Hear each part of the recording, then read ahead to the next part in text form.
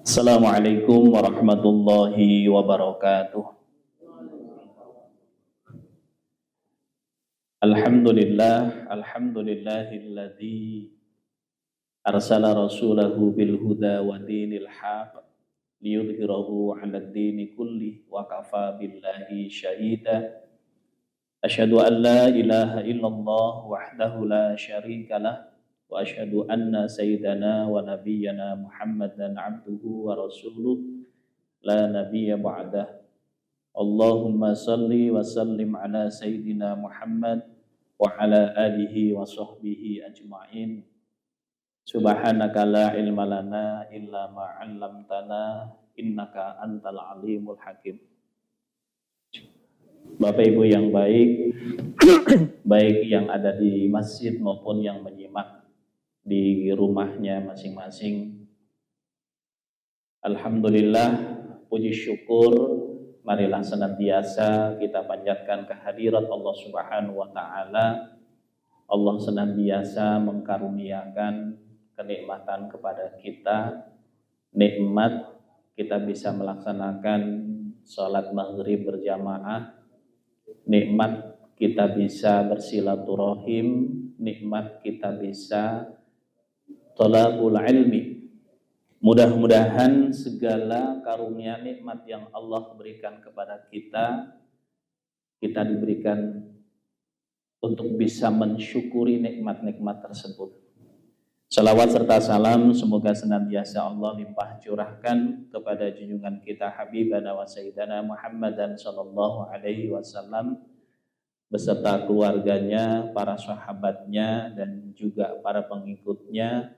Mudah-mudahan termasuk kita semuanya.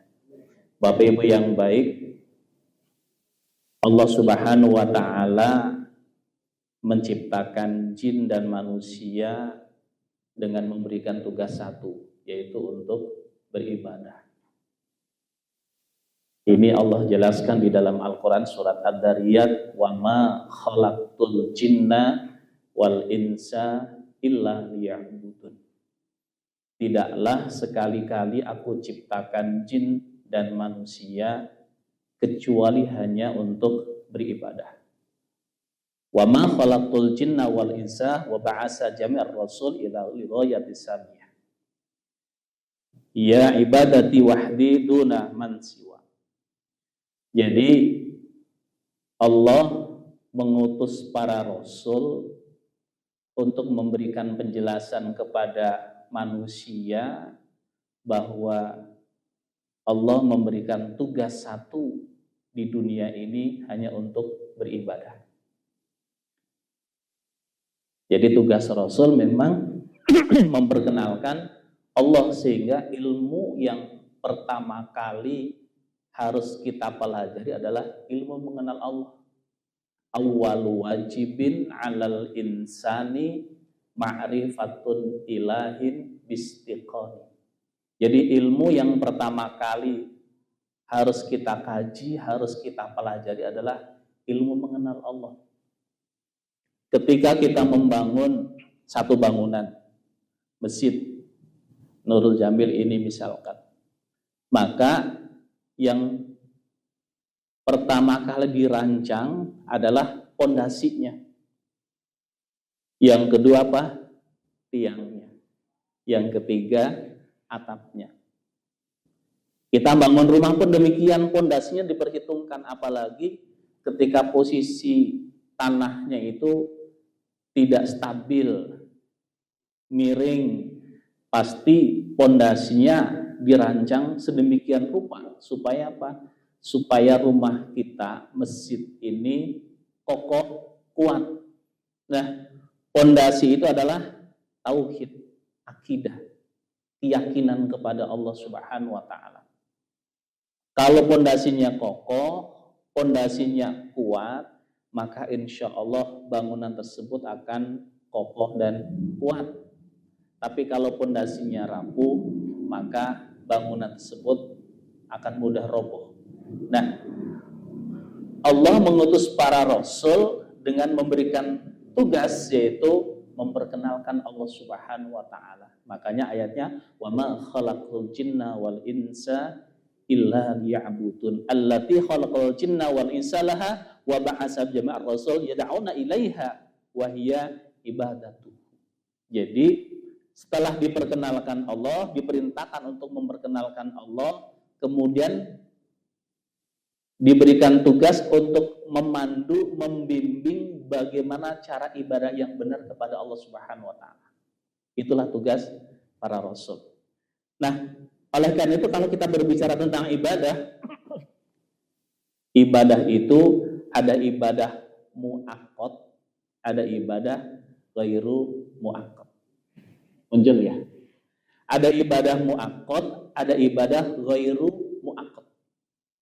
Ibadah muakkad itu ibadah yang terbatas waktu, terikat dengan waktu. Contohnya apa? Salat maghrib. Itu ibadah muakkad. Waktunya terbatas.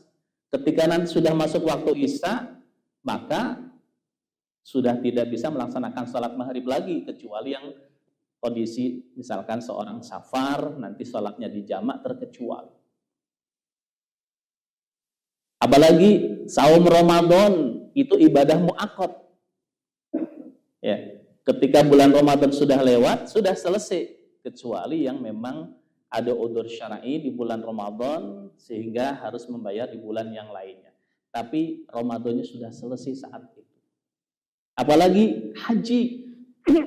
Haji juga ibadah muakkad. Ya, waktunya telah ditetapkan.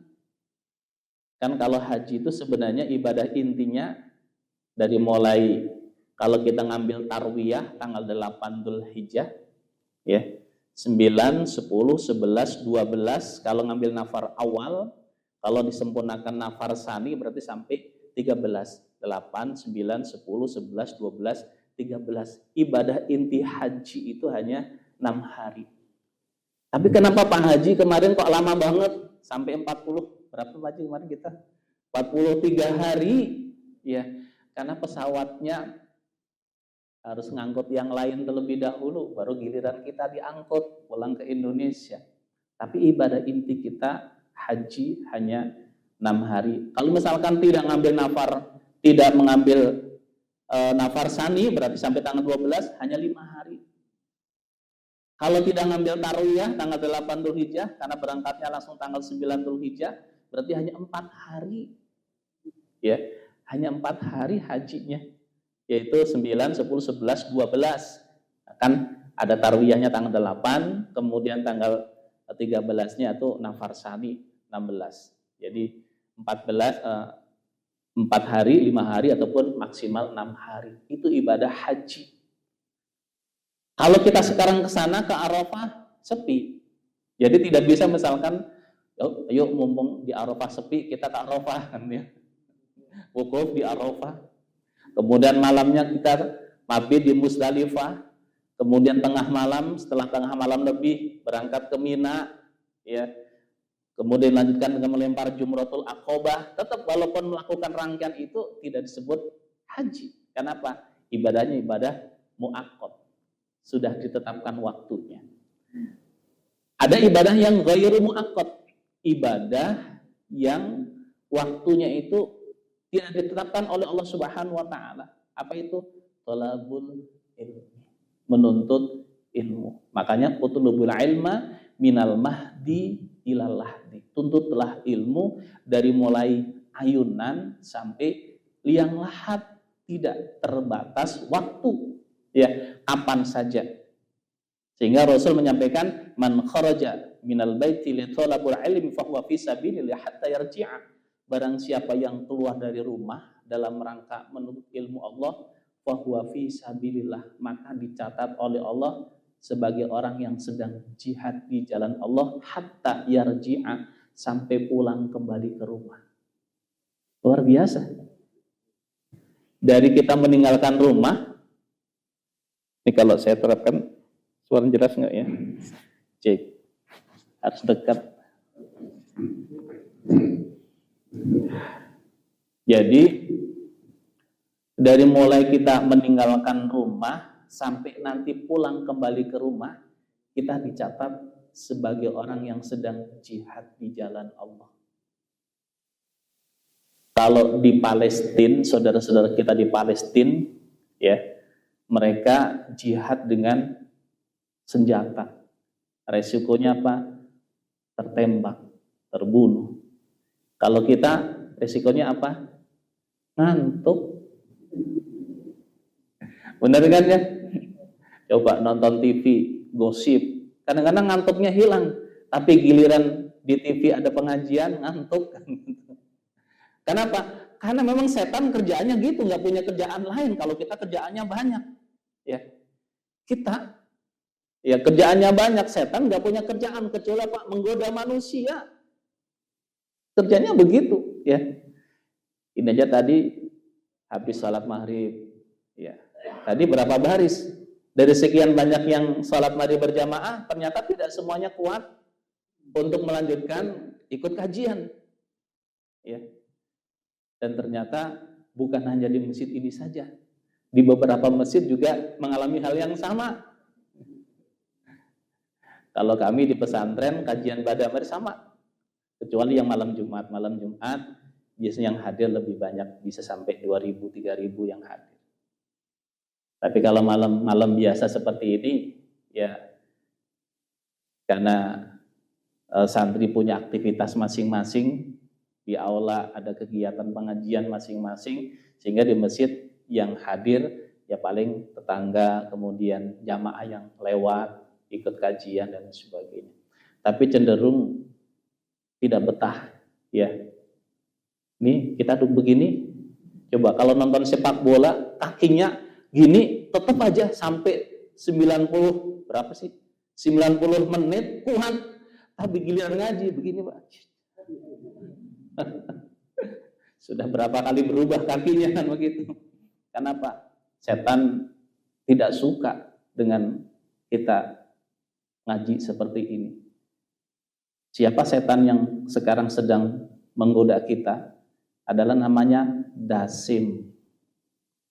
Jadi nanti kalau punya anak jangan dikasih nama Dasim. Tapi kan itu bahasa Arab. Masalahnya itu perdana menterinya setan.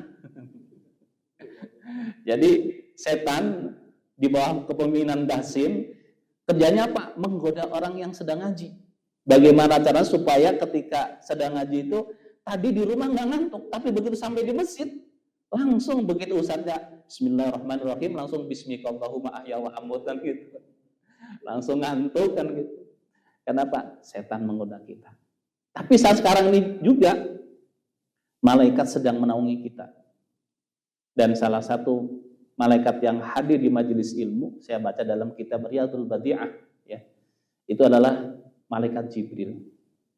Jadi malaikat Jibril ini hadir. Kalau kita bisa melihat malaikat, maka kita bisa melihat malaikat Jibril yang saat sekarang sedang berada di masjid ini dan mendoakan kita. Apa doanya? Allahumma ghfir lahum, Allahumma arhamhum. Ya Allah, ampuni dosa-dosa hambamu yang sedang menuntut ilmumu. Nggak ada kalimat baik yang ngantuk maupun yang tidak ngantuk, nggak ada ya, nggak ada. Didoakan, ya Allah, ampuni dosa-dosa hambamu yang sedang menuntut ilmumu, limpahkanlah rahmat kasih sayangmu kepada hamba-hambamu yang sedang menuntut ilmumu. Bapak Ibu punya dosa nggak? Kelihatannya tenang-tenang saja nih. Punya dosa banyak, bahkan bukan banyak sekali. Tapi Allah sayang kepada kita. Allah menggugurkan dosa-dosa kita dengan cara apa? Hadirnya kita di majelis ilmu. Allah gerakan, Allah berikan kenikmatan kita, nikmat berada di majelis ilmu. Dan itu karunia dari Allah yang sangat luar biasa. Kenapa? Innal hasanat yudhibnas sayyi'at. Itu surat Hud ya. Sesungguhnya setiap kebaikan yang kita lakukan itu menghapus dosa-dosa yang kita kerjakan. Jadi dosa-dosa kita dihapus, diampuni oleh Allah Subhanahu wa taala. Nah, ini ibadah ghairu muaqqat ya, ibadah yang tidak terikat dengan waktu. Baik. Ya. Poin yang kita bahas adalah, karena kemarin sudah dibahas oleh guru-guru kita berkaitan dengan haji, mungkin nanti kita diskusi dari sisi yang lainnya ya. Haji merupakan upaya kita untuk ditolong oleh Allah Subhanahu wa taala. Ya, orang yang paling beruntung adalah orang yang dilindungi, ya, dicukupi oleh Allah Subhanahu wa taala. Seperti begini.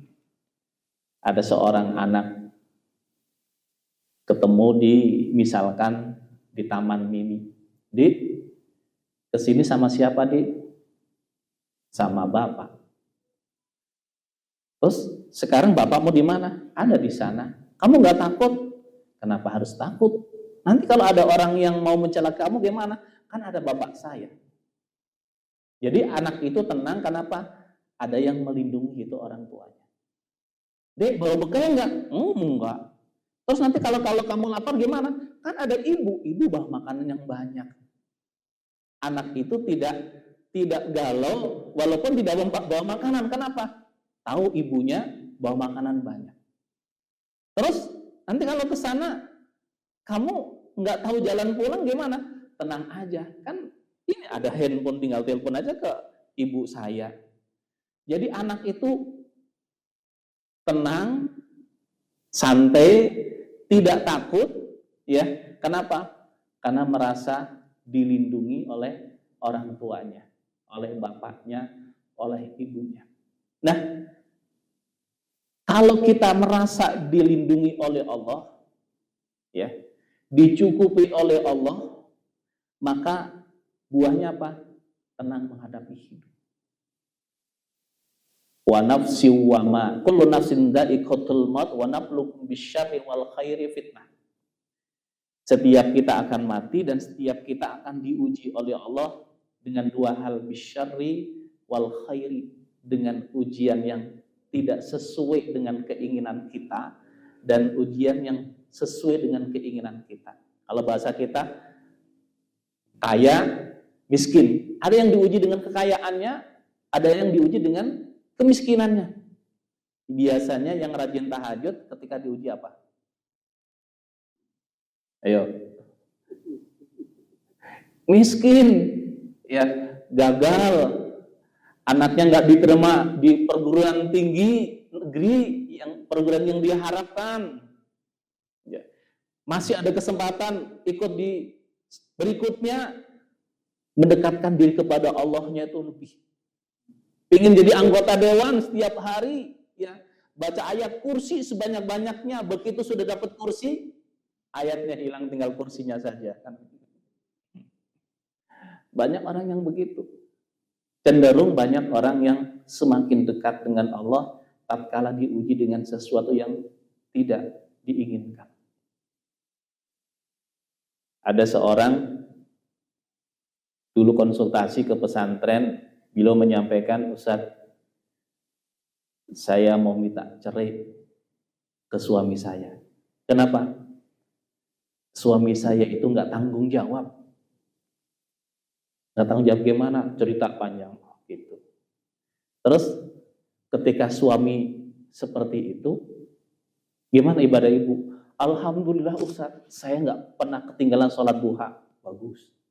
Apalagi tahajud, alhamdulillah sejak suami saya agak jelas begini, wah itu nggak jelas. Sejak suami saya begitu, saya tahajud nggak pernah kesiangan. Bagus. Gimana sedekahnya? Ya itulah sedekahnya, alhamdulillah diringan sedekah. Bagus. Terus masalahnya apa kan gitu?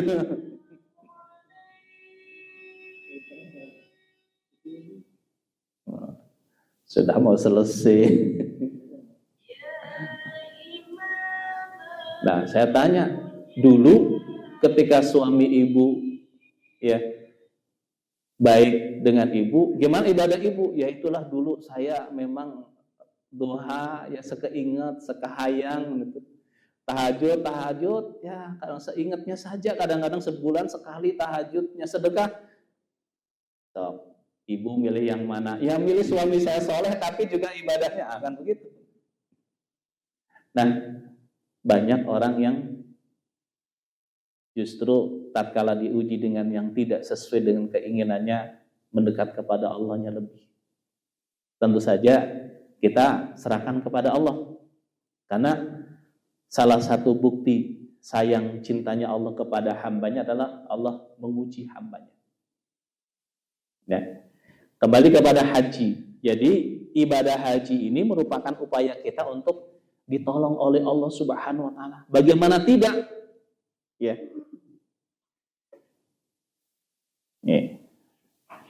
Wa adzin fin nasi bil haji ya'tuka rijalan wa 'ala kulli dhamir ya'tina min kulli fajjin 'amik.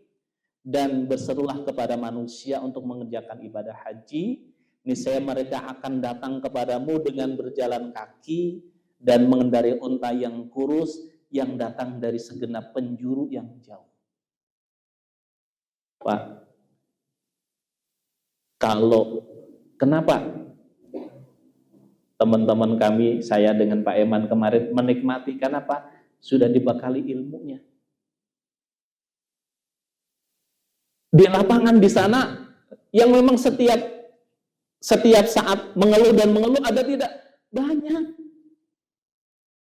Hanya kita kan Pak ya, dari awal bekali ilmu, kita nikmati, kita memantaskan diri untuk menjadi orang yang layak dijamu oleh Allah. Dan apapun yang kita terima, itulah bentuk jamuan Allah kepada hambanya. Kita terima, kita nikmati. Nah, tatkala kita menikmati itu, bagi orang lain mungkin sesuatu yang tidak enak, tapi bagi kita biasa-biasa saja. Kenapa?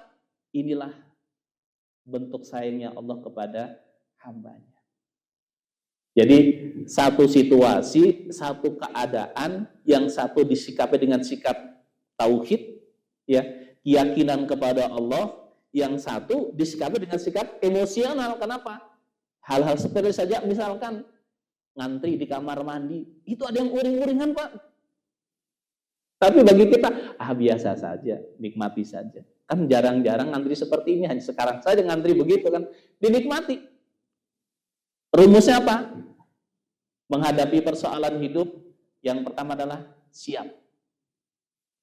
Siap menghadapi sesuatu yang cocok dan siap menghadapi sesuatu yang tidak cocok. Makanan misalkan. Makanan ada yang mengeluh Pak, tapi alhamdulillah di kita nggak ada yang mengeluh. Tapi di tangga sebelah makanan ini lagi sambil dicela, dimakan, habis lagi, kan begitu. Yang kejadian seperti itu. Jadi sama-sama dapat makanan, nasi bok, ayam, ya, yang satu disyukuri, dinikmati, yang satu dimakan, habis, tapi tidak disyukuri. Kenapa? Bekalnya tidak cukup. Bekal apa? Bekal ilmu. Jadi siap. Kalau sudah terjadi, harus ridho. Kalau sudah terjadi, sudah, mau ngapain? Kok ayam lagi, daging lagi, sudah, memang begitu. Kalau pengen yang lain, beli bakso Mang Udin, nah, kan gitu. Tinggal beli di sana, di samping hotel kita, Wong Solo. Wong Solo sampai di sana, luar biasa Wong Solo. Bakso Wong Solo, soto Wong Solo, ya. Dah, nikmati. Siap, ridho. Yang ketiga, jangan dipersulit.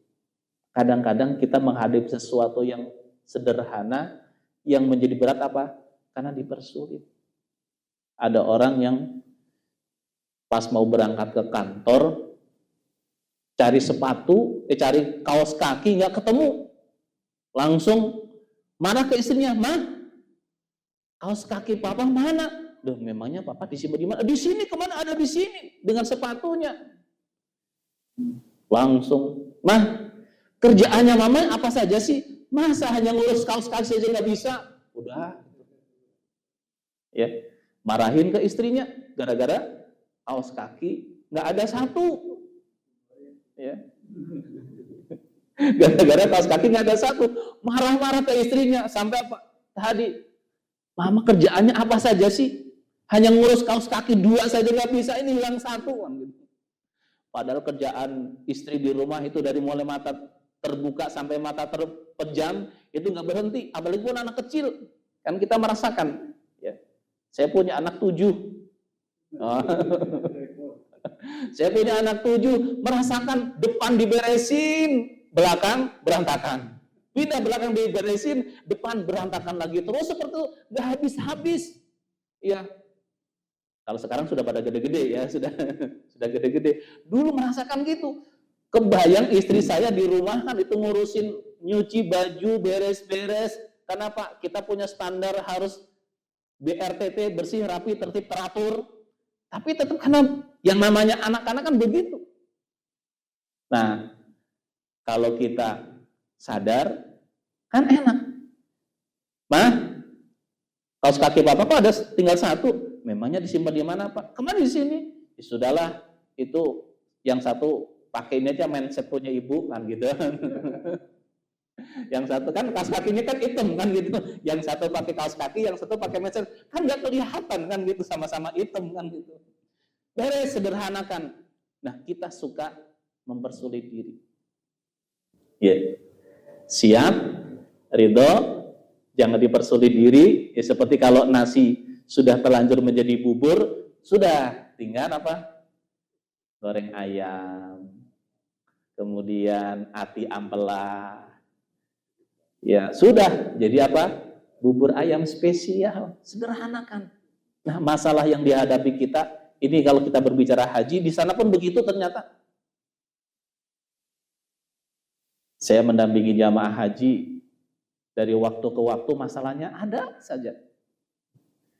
Ya, 2016, 18, 2020, kemarin. Beda-beda masalahnya. Ada suami istri bertengkar, gara-gara apa? Masalah kunci. Masalah belanjaan. Waduh ya Allah, jauh-jauh ke sana hanya masalah kunci bertengkar, rugi kan begitu. Untung bukan jamaah saya kan, tapi karena ada di sampingnya jadi ketahuan ya.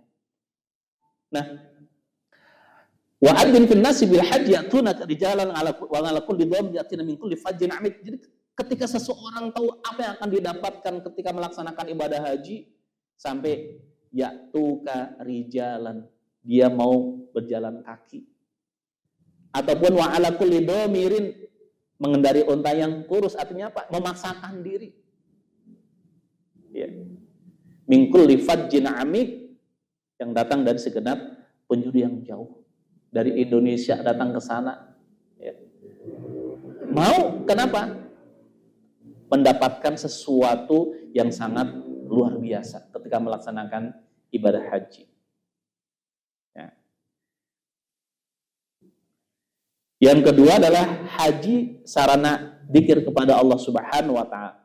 Alladzina amanu wa tatma'innu qulubuhum bi dzikrillah, ala bi dzikrillah tatma'innul qulub. Orang-orang yang beriman dan hati mereka menjadi tentram dengan mengingat Allah, ingatlah bahwa hanya dengan mengingat Allah hati akan selalu tentram. Makanya kan kita terus bertalbiyah, labbaik Allahumma labbaik, labbaik la syarika laka labbaik, innal hamda wan ni'mata laka wal mulk la syarika lak. Terus berzikir kepada Allah Subhanahu wa taala, bentuk syukur kita kepada Allah Subhanahu wa taala. Kenapa? Apa yang akan Allah berikan kepada kita. Nah, adzan dulu ya. Alhamdulillah. Adzan dulu, nanti setelah adzan kita lanjutkan. Kenapa seseorang ataupun kita mau jauh-jauh ke sana untuk melaksanakan ibadah haji? Karena apa? Allah akan memberikan sesuatu kepada kita semuanya, insya Allah. Enggak, silakan adzan dulu.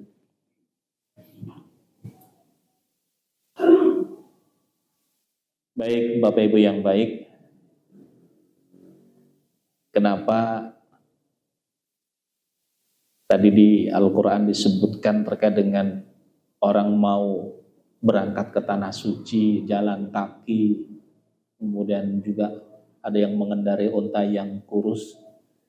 Selain untuk menyempurnakan rukun Islam, ya, menunaikan ibadah haji.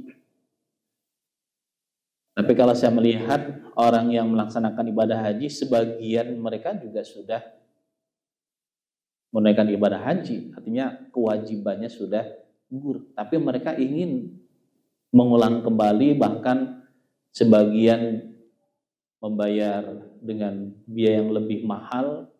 Bahkan ada juga yang sampai di sana, saya ketemu dengan teman-teman membawa jamaah, ya karena visanya menggunakan visa yang tidak sama dengan yang lainnya, sehingga ketahuan askar dibawa ke Jeddah. Sampai Jeddah kemudian balik lagi ke Makkah lagi, ke Jeddah lagi, ke Makkah lagi, ada yang sampai 3 kali, kembali lagi sampai bekalnya habis. Kenapa mereka mau seperti itu? Ya, ya, nggak mau. Oke. Ini diampuni seluruh dosa-dosanya. Jadi ketika seseorang melaksanakan ibadah haji, salah satu yang Allah akan berikan adalah ampunan atas segala dosa-dosanya. Ibaratnya kita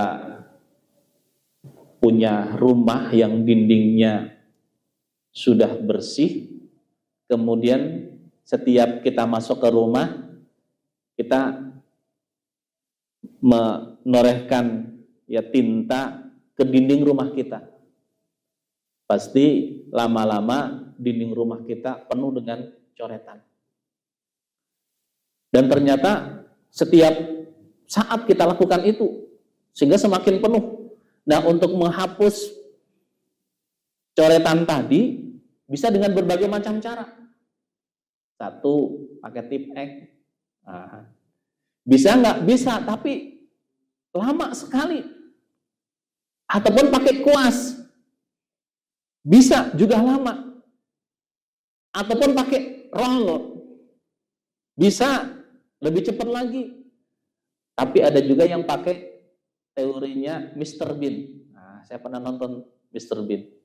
Mr. Bean itu mau ngecat kamar. Tidak perlu repot. Hanya apa? Iya kan itu ya. Kaleng cat dibuka, masukkan petasan ke dalam cat tersebut, kaleng cat, ya. Kemudian tempat-tempat yang tidak akan dicat ditutup, langsung diledakkan petasan. Langsung dalam waktu 1 detik kamarnya itu sudah penuh dengan cat, ya. Itu efektif, cara ngecat efektif, tapi jangan dipraktekkan di rumah ya. Nah, orang yang melaksanakan ibadah haji seperti itu, ya. Makanya orang mau jalan kaki, bahkan ada naik sepeda, di sana ketemu dengan yang naik sepeda juga. Subhanallah. Kebayang dari Indonesia ke Mekah naik sepeda. Kenapa? Ini ingin diampuni dosa-dosanya oleh Allah Subhanahu wa taala.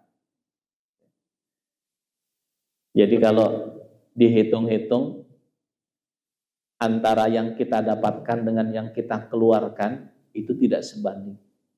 Ongkos haji kemarin berapa? Berapa Pak Imannya? Saya karena gratis jadi nggak tahu saya. Saya kebagian gratisnya. 96-an ya. 96 hanya kita dapat subsidi ya dari uang kita yang ditabung 12 tahun yang lalu. Ya. Nah, subhanallah. Jadi tidak sebanding dengan uang yang kita keluarkan, waktu, tenaga, pikiran, biaya yang kita keluarkan tidak sebanding. Kenapa? Yang kita dapatkan adalah ampunan dosa.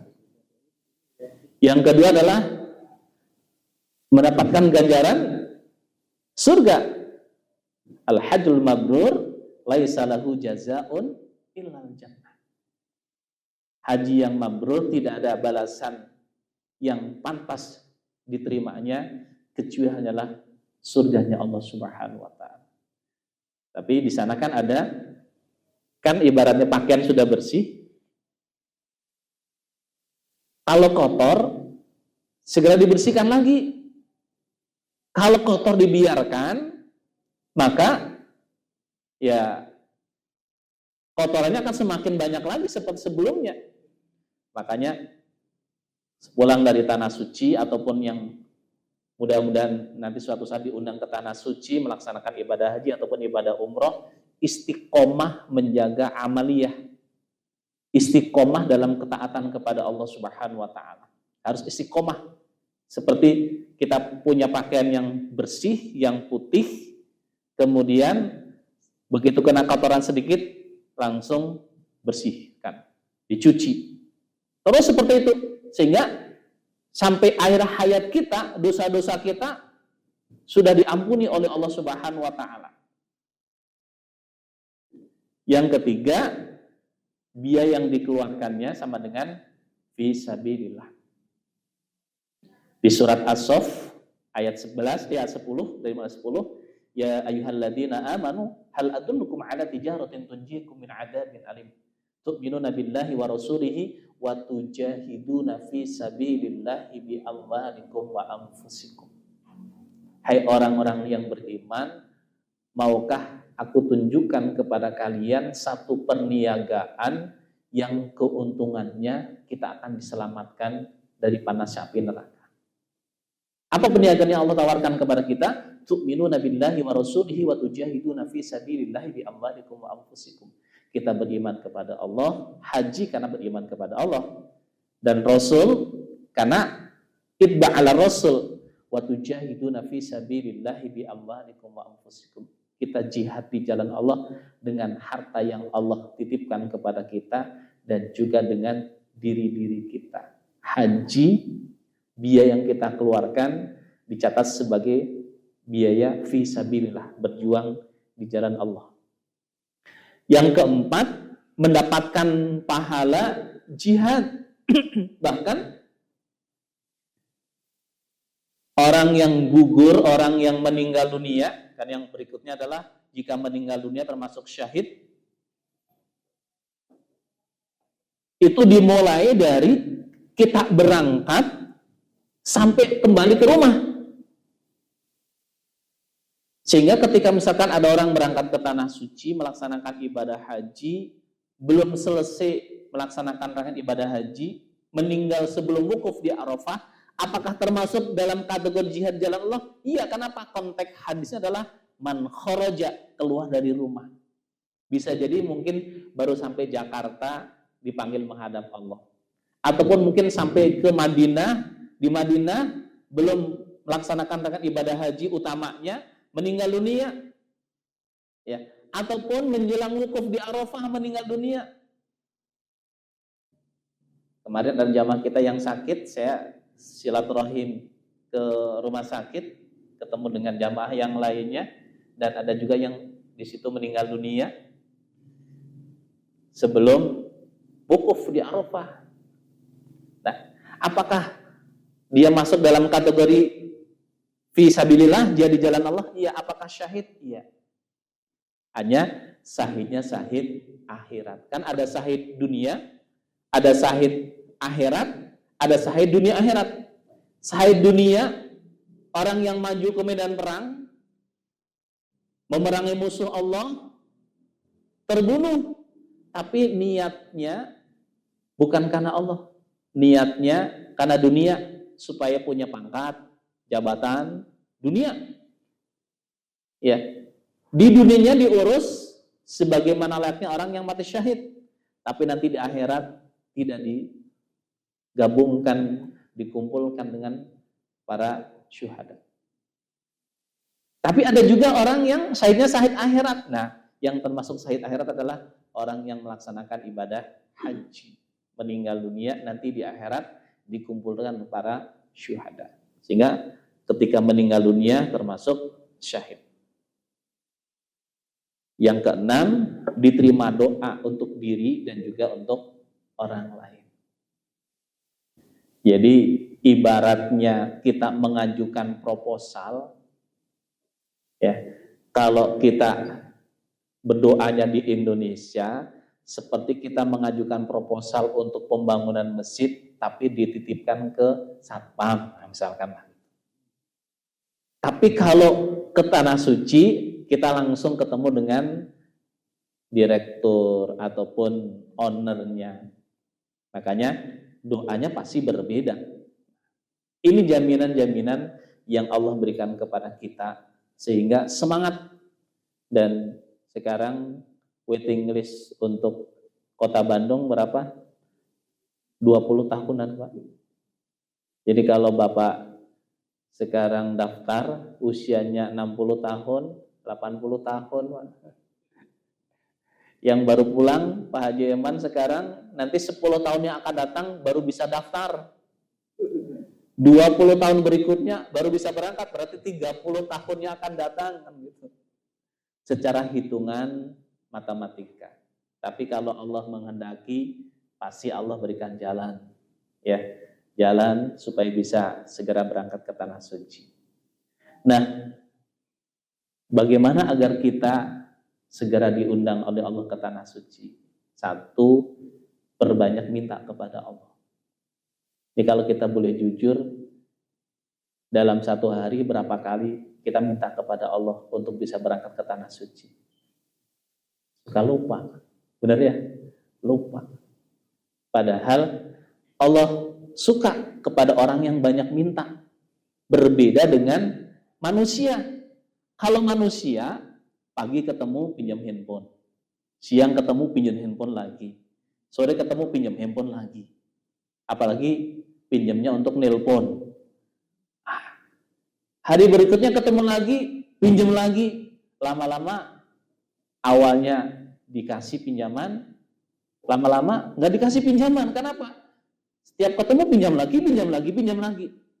Tapi kalau Allah sebaliknya, semakin kita banyak minta kepada Allah, Allah semakin sayang kepada kita. Ya. Makanya perbanyak minta kepada Allah. Minimal setiap habis sholat kita minta kepada Allah, ya Allah, undang hamba-Mu ke tanah suci-Mu, ya Allah. Berikanlah kesempatan untuk bisa sujud di Baitullah-Mu, ya Allah. Berikanlah kesempatan untuk bisa menikmati jamuan-Mu di tanah suci-Mu. Berikanlah kesempatan untuk bisa ziarah ke makam kekasih-Mu. Minimal begitu, yang sholat. Ya. Yang kedua adalah perbanyak membaca sholawat. Allahumma salli ala Sayyidina Muhammadin salatan tuballighuna biha hajja baitikal haram wa ziyarata habibika Muhammadin sallallahu alaihi wasallam bil madinatil munawwarati fi sihatin wa afiyatin wa bulughil maram wa ala alihi wa sahbihi wa barik wasallim. Hafal salawatnya? Hafal Pak Ustadz. Allahumma salli ala Sayyidina Muhammadin salatan tuballighuna biha hajja baitikal haram wa ziyarata habibika Muhammadin sallallahu alaihi wasallam bil madinatil munawwarati fi sihatin wa afiyatin wa bulughil maram wa ala alihi wa sahbihi wa barik wasallam. Perbanyak membaca salawat. Dulu Pak, tahun 2005 ketemu dengan salah seorang hamba Allah, ya, dulunya kerja di pabrik, di PHK, marah, ya, ke perusahaan, walaupun dapat pesangon tetap marah, ya, karena pesangonnya mungkin tidak begitu besar. Tapi alhamdulillahnya beliau itu kemarahannya kemudian ke masjid. Setelah ke masjid, lambat laun marahnya hilang, balik syukur. Awalnya marah jadi syukur. Kenapa syukur? Beliau baru sadar, ya, sudah lebih dari 15 tahun saya bekerja di pabrik itu. Berangkat, anak masih tidur. Pulang, anak sudah tidur. Nggak pernah melihat matahari di rumah. Karena pas siang hari selalu ada di pabrik. Ada pengajian, nggak bisa pernah hadir di masjid. Karena pulang malam, pengajian sudah selesai. Lembur. Ada kerja bakti hari Ahad, nggak bisa ikut kerja bakti. Kenapa? Karena lembur juga, pokoknya mengejar-ngejar dunia. Dan segitu-gitunya yang didapatkan. Dan baru sadar, ya Allah, terima kasih ya Allah. Saya dulu susah sekali untuk hadir di majelis ilmu, sekarang saya bisa leluasa hadir di majelis ilmu. Nah, hanya Pak, uang pesangon yang didapatkan dari perusahaan digunakan untuk modal jualan gorengan. Ini cerita. nyata, saya ketemu dengan beliau di Mina. Jualan gorengan. Di setting gerobaknya itu ya sambil jualan, sambil menyimak murotal Al-Quran, sambil ziyadah hafalan Al-Quran dan murojaah.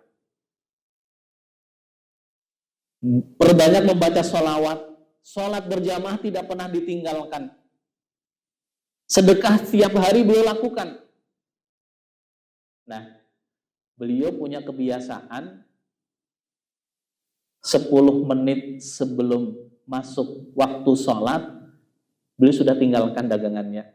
Sambil ditulis, mohon maaf, kami sedang sholat, silakan yang mau beli, ngambil sendiri, dan uangnya masukkan ke dalam kotak. Sambil dititipkan ke yang sebelahnya. Kalau yang sebelahnya kan beliau tetap jualan. Nah, diajak, Kang, ayo ke masjid. Sok mangga, payun, nah kan gitu. Diajak tapi tidak mau kan gitu. Setiap ke masjid diajak, tapi belum mau kan, tidak maksa. Nah, suatu saat ketika beliau sedang duduk, ya karena gorengan sudah ada tapi tidak terlalu banyak, ada orang yang mau beli dengan jumlah banyak. Kata beliau, Pak, waktu duhur kurang 10 menit lagi. Kalau Bapak mau beli seadanya ya segini. Tapi kalau mau beli banyak, paling nanti saya gorengkan setelah sholat duhur. Pergi aja ke masjid. Ini yang mau beli gorengan, heran. Belum pernah seumur hidup mau beli gorengan, penjual gorengannya tuh menolak menggorengkan gorengan, gara-gara apa? Mau melaksanakan sholat berjamaah. Dan itu pun masih 10 menit lagi.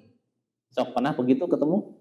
Yang terjadi apa? Sudah adzan, sudah qomat, sudah pada selesai pulang dari masjid, tetap gorengan di situ. Ini tidak. Ya, subhanallah. Akhirnya apa? Bapak ini yang mau beli gorengan, penasaran. Karena Pak belum pernah selama ini mau beli gorengan, ditolak. Karena Pak mau sholat berjamaah. Ikut ke masjid. Pulang dari masjid ketemu, ya Pak, ya jujur, sebenarnya tadi saya tidak akan sholat berjamaah di masjid sini. Tapi saya penasaran dengan Bapak. Baru saya ketemu dengan seorang penjual gorengan, berani menolak pembeli karena ingin melaksanakan sholat berjamaah.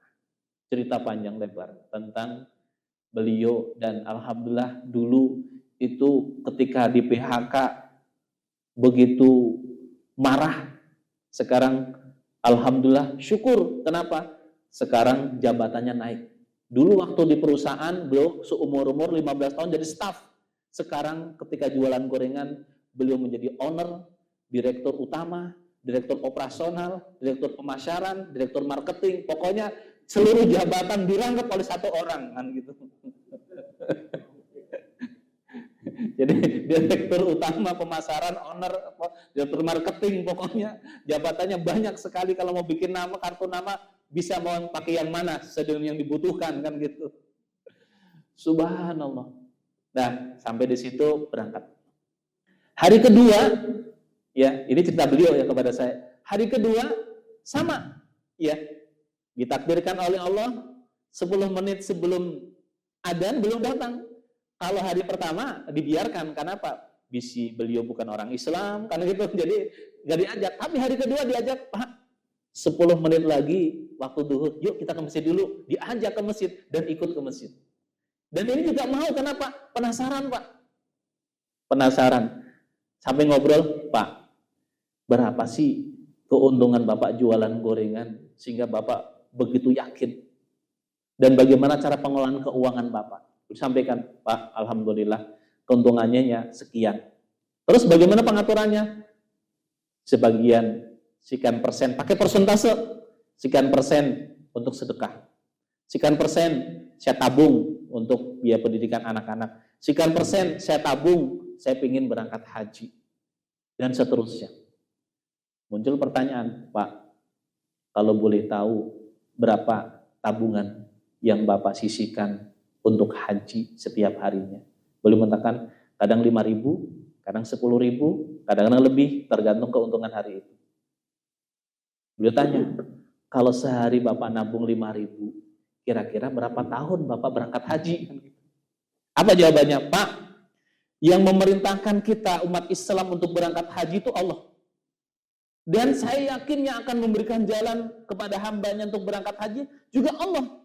Saya tidak pernah risau tahun berapa tahun saya nabung untuk bisa berangkat haji. Yang penting saya menyempurnakan ikhtiar nabung supaya menjadi orang yang layak dijamu oleh Allah di tanah suci. Beliau termenung, Pak. Kata beliau begitu. Beliau termenung. Berpikir, saya uangnya banyak, punya perusahaan, mobilnya mewah, rumahnya megah, tapi belum kepikir untuk berangkat haji, belum kepikir untuk berangkat umroh. Tapi ini seorang penjual gorengan yang pendapatannya sangat terbatas, tapi ingin sekali berangkat ke tanah suci. Selesai ngobrol panjang lebar, digorengkan, pergi lagi. Nah, hari ketiga, ini disengaja, ya, 10 menit sebelum waktu duhur sampai di situ, kemudian mau beli gorengan lagi, ya. Jadi beliau tuh punya perusahaan, rutin kalau keliling ke perusahaan itu bawa makanan. Ini ngumpulkan di bagian ini kumpul gorengan. Hari ketiga sama. Begitu sampai, Pak, waktu duhur 10 menit lagi, yuk kita salat berjamaah ke masjid terlebih dahulu. Jadi dekat antara direktur, sama-sama direktur Pak, hanya yang satu direktur utama jualan gorengan, yang satu direktur utama perusahaan asli kan gitu. Subhanallah, ya, ke masjid, pulang dari masjid ngobrol, yang diobrolkan pasti hubungan dengan akhirat. Ya, jadi ini tauhidnya luar biasa. Jadi ketika diuji oleh Allah, dulu diuji dengan waktu bekerja di pabrik, gaji ya cukup, ke Allahnya kurang. Begitu diuji dengan di PHK, justru ke Allahnya lebih mendekat, ternyata Allah berikan jalan keluar. Sampai di tempat gorengan, selesai sholat tadi, kemudian bawa bungkusan kantong kresek gorengan, masukkan ke dalam mobil, kemudian keluar dari mobil lagi dengan membawa kantong kresek. Pak, sebagai bentuk syukur saya kepada Allah, terima kasih saya kepada Bapak, ini mudah-mudahan di jalan Bapak bisa berangkat ke tanah suci. Pergi saja. Samping melohong gitu, dibuka kantong kreseknya, ternyata isinya uang cukup untuk berangkat haji suami istri. Dan masih ada sisa untuk tabungan anak-anak sekolah. Luar biasa Pak. Tapi saya tidak merekomendasikan besok jamaah masjid ini rame-rame pada jualan gorengan. Ibu kenapa jualan gorengan? Itu kata cerita Ustaz Fahrudin, ya, saya ingin berangkat haji gratis. Ini salah satu jalan yang Allah berikan kepada hambanya dengan cara seperti itu. Ini real Pak, saya ketemu dengan beliau tuh di Mina Pak, beliau cerita panjang, syukur kepada Allah, ya Allah terima kasih yang luar biasa.